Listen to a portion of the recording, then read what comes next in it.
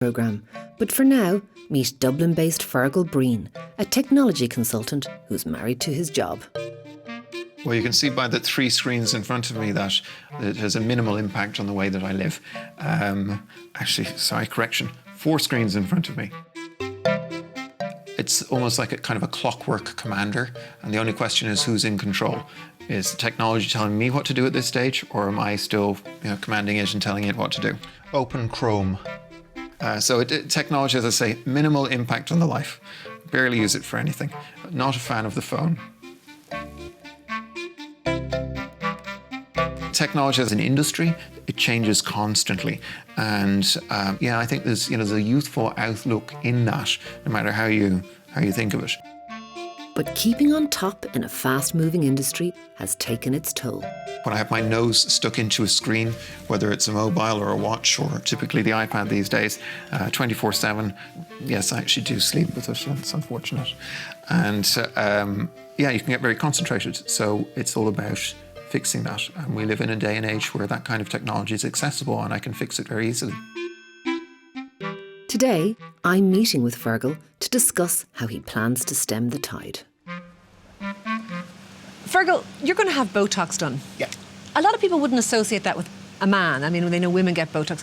What's prompted you to take this on? Well, to be honest, my business is involved in gadgets and what's new and what's next, and really how to do things well.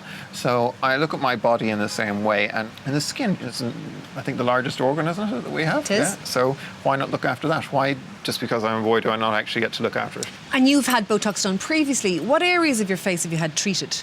Well, it was very simple for me, just really around the forehead and the kind of the frowny lines here, and a little touch on the eyes, just to kind of get that bit of youth in after all. Fergal, you're in your mid-40s. I would suggest you look a good bit younger than that, actually. Do you like the effect it has on your face? Forget about the aesthetic and the look for a moment. I think the benefit that I had never anticipated, because initially it was about being tired, was about relaxed. So when these are deliberately relaxed, I actually felt a couple of days after, and for a long period after that, but it triggered a couple of days afterwards, just relaxed, and I actually felt happier. So it was a good thing. Do you ever worry about any long-term effects from having it injected? I mean, there are people who've had it done for a number of years that are complaining of facial pain and stuff now. Do you ever worry about that? I think that if I was going to anybody tomorrow, no matter who they are, I would do due diligence and decide whether or not I trusted them to stick a needle into my head. And if you really do trust someone to do that, then I don't think I'd be too worried about the long-term prospects. I expect, in fact, that what will happen is that as I work, hopefully for many years to come, with Patrick, there'll be the next thing and the next thing and so forth. But I'm not worried at all. Fergal heads to have Botox with Dr. Patrick Tracy, where his procedure will cost €450. Hello, how are you? Hi, Fergal, how are you? Very good. Great, you can take a seat. Thanks very much. You're welcome. Botox is a well-established treatment for women, but I want to ask Patrick if it's becoming more popular with men. A lot of clinics like to say that it is, but it's still 10% of Botox. It has never really changed since probably in the last 16 years that I've seen. Obviously, Botox can raise and arch the brow. Is it a feminising procedure on a male brow? There's no doubt about it. You can feminise a brow if you don't do the male brow properly, or if you aren't aware of the aesthetics of brows, which I think is one of the most important things. But yes, some people accidentally feminise male brows, but I think that's probably, they shouldn't be doing that. Should we look at your face, Fergal? You have a couple of problems? Mm-hmm. Okay. The first thing is you have a lot of redundant skin here, and your eyebrow probably should be up there. Second thing is if I press on your eyeball, you have a fat pad coming down. If I weaken this circular muscle too much, your fat pad's going to come out. So even though you have no wrinkles, you're going to look like you haven't slept in weeks. Which is absolutely opposite what I want. Yeah. Mm. Okay. So I'm going to give you some Botox here. I'm going to give you very little up here, because then it'll allow this muscle to pull it back up again into its place. Okay, definitely closing the eyes now. Well done, Fergal, yeah. Good. Okay, super brave, Fergal. So is there anything I shouldn't be doing over the next, 24, 48 hours? Don't touch it overnight and then it'll be fine. Got it. Thank you, doctor. So just out, and I got to sit in the same chair that Michael Jackson was in not too long ago. Pain-free, I think, back to the office after this. And I think even perhaps a little bit relaxed already, but it might be in my imagination. But I'm back in Dublin now to meet with an image-conscious mother and daughter who are trying to future-proof their looks. Anna, Bianca, thank you for talking to me today. You're a mother and daughter, and you're obviously going for treatments together next week. Can I start by saying you don't look old enough to be her mother? Oh, thank you. That's a compliment. Well, it is. Do you mind me asking first of all what ages you are? Yeah, I'm 24. And I'm 52 on Wednesday. Wow. Okay. You don't look anything like 52. You look amazing. Thank you. And you're both going to have procedures done together next week? Yes. Okay. Can I ask you, Bianca, what are you having done? I'm going to get Botox and lip fillers, so I'm going there next week to see Patrick to get the both procedures done. Okay. Is Botox in your upper face? It's called mini Botox, so basically from the age of 24 you're supposed to start this process, so it's like all over the areas, nowhere near the eyes, but it's all over your face, so you start younger. Okay. Anna, tell me a little bit about what you're having done. It's a procedure called laser resurfacing. Okay. And it's a procedure where they sort of laser the top layer of your skin off. Okay. And then your own collagen starts to work then after the next couple of weeks. Anna, I guess what I'm struggling with is you already look so good, and so good particularly for your age. Why would you have anything done? Why do you want to have this done? I just want to feel good about myself. I want to look younger. And I just feel that at this stage of my life, I want to start looking after myself. Is it very expensive to have this done? It is. It's about between 1,500 and 1,700. So huge money. Yeah. How do you feel about Bianca getting work done? She doesn't need it. No, she doesn't. And I would prefer her not to get it, but I can't say anything. I mean, maybe if I had the money and the knowledge back then, I probably would have got it done as well. How do you feel about your mum getting work done? I think it's great. I definitely think it's looks great. I'm all amazing. for things like that and looking young and preventing growing old.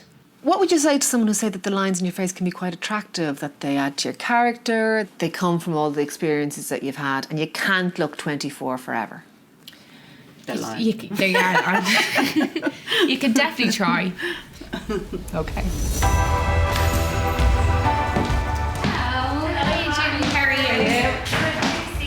Thank you. Coming up after the break, Bianca and Anna try out some of the less invasive cosmetic procedures available. It was really, really hot, and I thought the minute he was finished, the heat sensation would go, but it didn't. But first, I'm back to chat with Dr. Tracy about glamorous mother and daughter duo Bianca and Anna. Patrick, can you tell me a little bit about the procedures you're going to carry out on Anna and Bianca today? A mother and daughter combination, and we often tend to get this in aesthetic medicine, particularly around the time of the daughter's wedding. The mother comes in as well to get a procedure.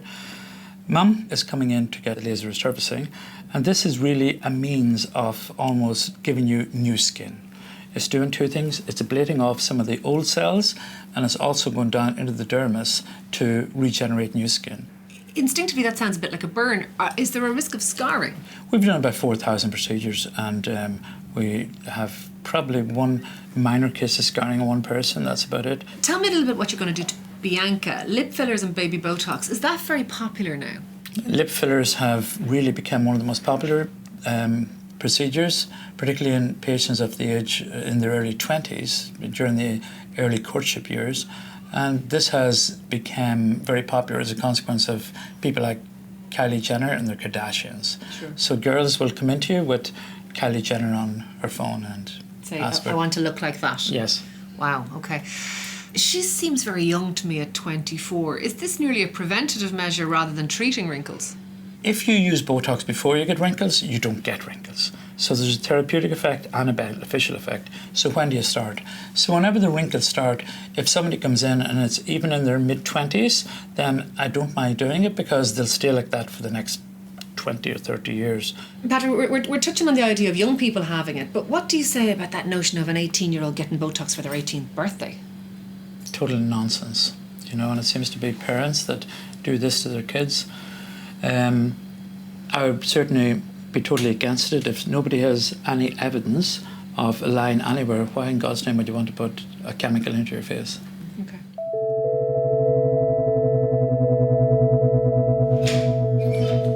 24-year-old Bianca has been to the clinic on numerous occasions and is keen to further accentuate her lips. I feel like here my lip filler always stays, but I kind of lose it around here. So I kind of just want them all to look like that. You're laughing at me. I'm in one of these situations at the moment that I think your lips are almost big enough, but I know that you want them a little bigger. Okay. So we'll do it together. Yes. And I suppose there's an aesthetic line in my mind that I don't want you to cross, and if you push me a bit further, I'll see it as it goes. Okay. Sure. Okay.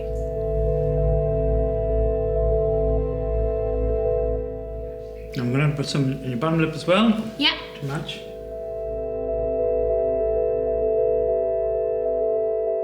Nurse Kira massages Bianca's lips in order to evenly distribute the filler. Yeah, they're lovely. Do you like them? Yeah. Perfect, yeah. They're lovely on you. Thanks very much. Can I just have a small bit in this side? Just a little bit there, maybe. Yeah. Yeah. Okay. Thank you.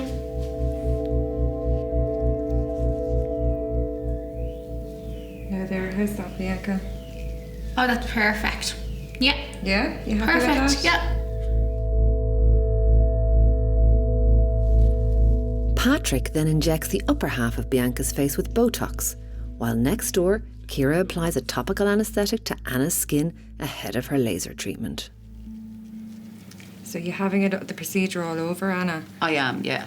Are you having it close to your eyes? Not too close because I'm a bit nervous about anything at Okay. my eyes. Okay, so that should work after about 20 to 25 minutes. Brilliant. Okay. So I won't feel a thinking- thing. No, you won't. Oh, good. No, that's Thank it. you. Laser resurfacing uses an intense light beam to correct wrinkles and scars. It may cause some discomfort, and the recipient will be housebound for up to a week afterwards. How is that, Anna? Very hot. Well done. Great. You doing okay, Anna? Yeah. Well done. Very good. Anna. Under your nose. Okay, so that's what's finished now. I'm just going to remove your eyebrows, okay? And I'm just going to apply some Vaseline. Yeah. Okay. When I was having the procedure, it was really, really hot. And I thought the minute he was finished, the heat sensation would go, but it didn't. It lasted around 10 or 15 minutes after. And the nurse told me that day 3 is going to be my worst day. I'd say, she said that my skin will probably dry and I'll feel sort of like very dry where I'll have to use extra Vaseline. And I'm going to have to stay in for the next 4 to 5 days, but I will still have friends over. But I just won't be out in the open to dust and any pollution or sun. For Fergal, Anna and Bianca, regular non-invasive procedures are a lifestyle choice that they think is worth it.